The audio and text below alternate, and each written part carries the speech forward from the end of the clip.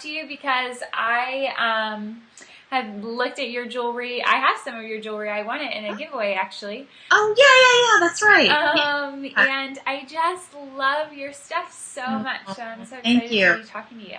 Yeah.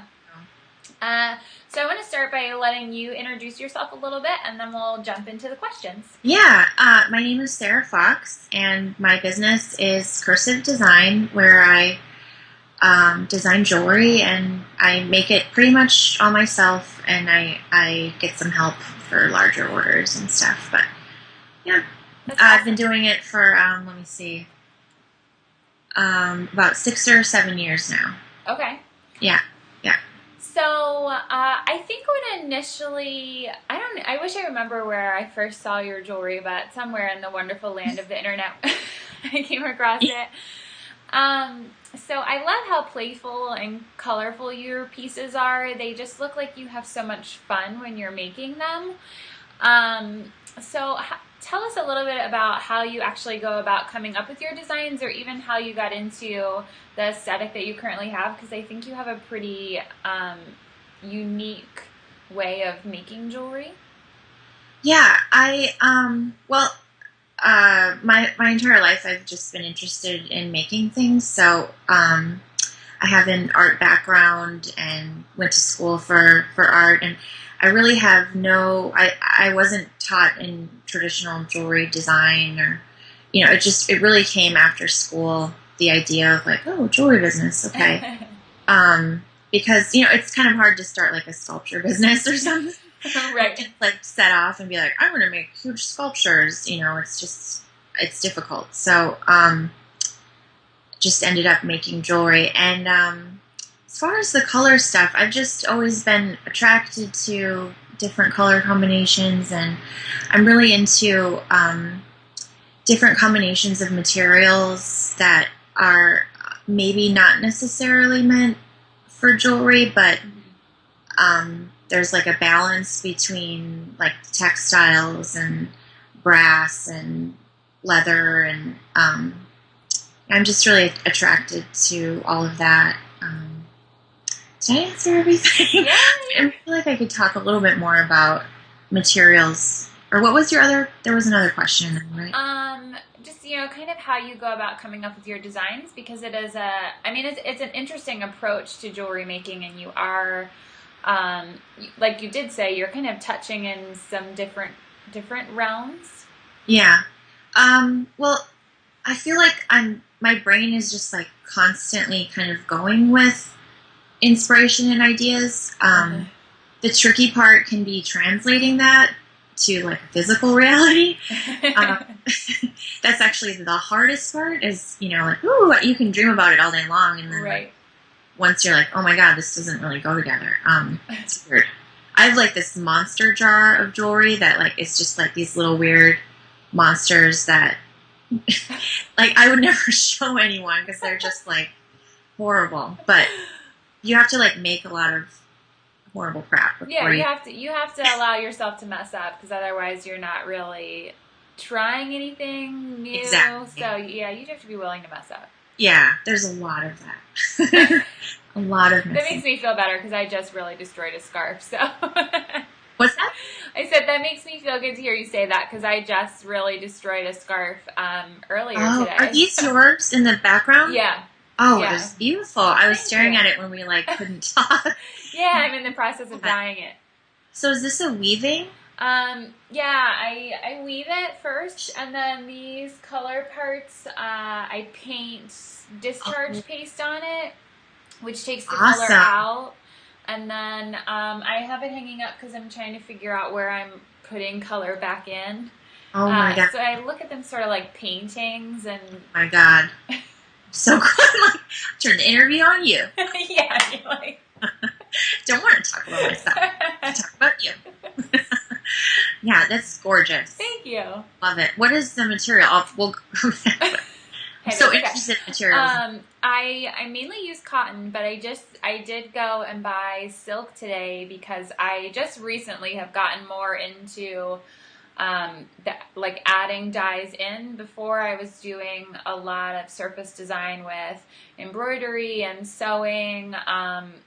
I think Wow. that's part of the reason I love all your materials, because I go to the hardware store and just go through the drawers and have no idea what I'm buying it for. I'm just like, well, this could go on a scarf. Yeah, that's awesome. Yeah, so Yeah. I just started really playing with taking color out and putting new Yeah. colors in. So we'll see where that I goes. love it. Thank you. It's awesome. So you dye some of your pieces. Yeah, I started when I started in 2006. It was just like crochet, lace, and chain, and those were were the two materials. That was it. I feel like I've taken on more and more materials. Yeah. But and so to take it out of its sort of grandma laciness, that ivory color, and I was just dyeing it really bold colors, blue and like coral, and so yeah, I really love the hand dyeing process, and it's so like immediate, you can just you like mix it up, and then you're like, oh my god, and then you dunk it in, and it's like it's just cool. Yes. So I'm not really doing that much of that anymore because so I started doing the solid colors, and then I got interested in kind of dip dye and some ombre stuff, and then that led to kind of like a pattern interest, and I wanted more control, and so now I'm just straight up designing the silk in Photoshop and getting it printed. Oh, cool. Yeah, I'm not doing that much like hand dyeing anymore. Okay. So, but it's like, such a exact amount of control you can get. So that's really interesting. I do a lot on the computer, but I've always found I have trouble making art on the computer. In college, when we had to, I would actually go do everything by hand and scan it in and then print it out and be like, here you go, I did my computer.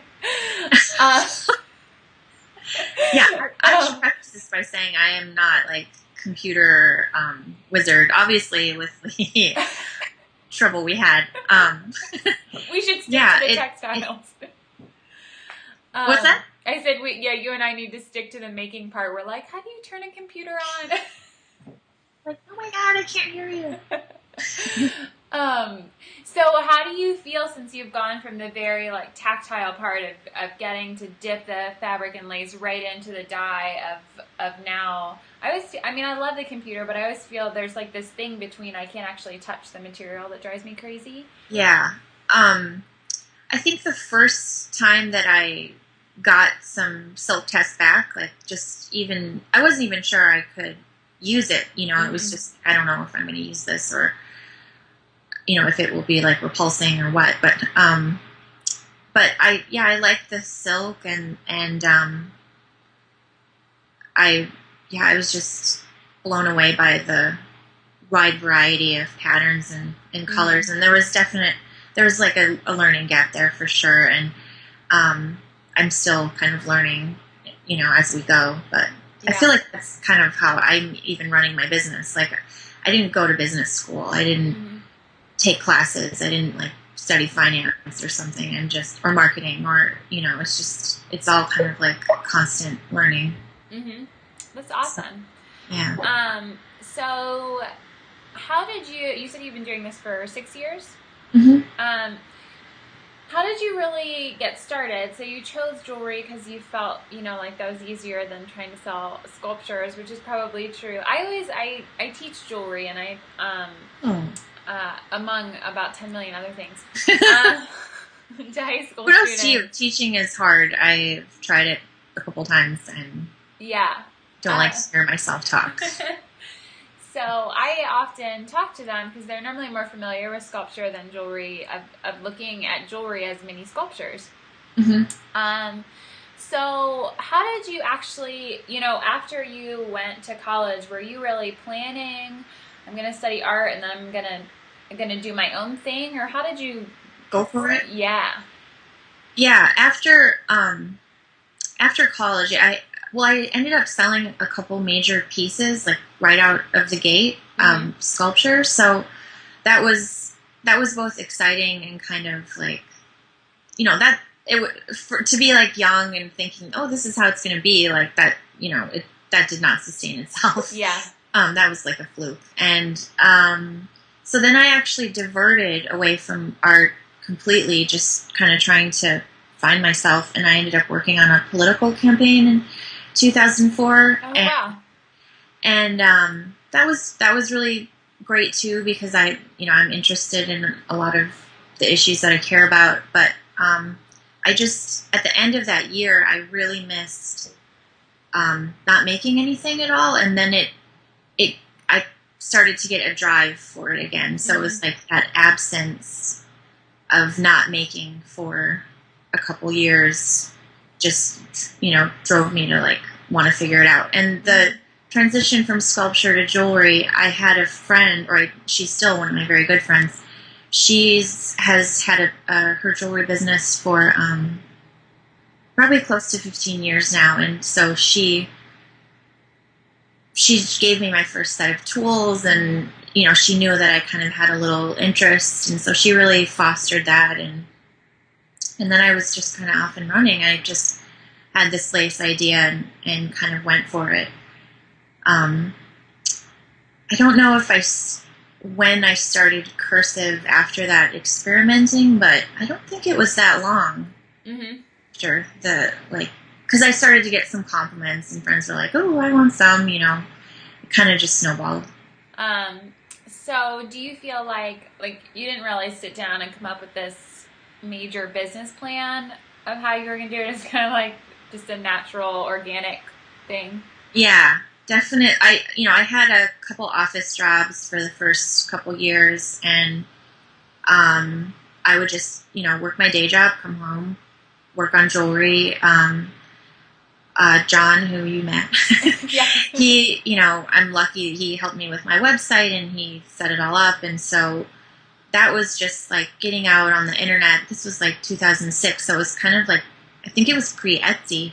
And so there weren't as many people out there, so I feel like that gave me like an edge a little bit. And so it just kind of took off, and it's like it's weird to think about before Facebook, before Twitter. Yeah. Like, it's such a different world now. But yeah, then just getting it out on blogs was kind of like my first realization of like how to be seen by many eyes, and that's what really just took it from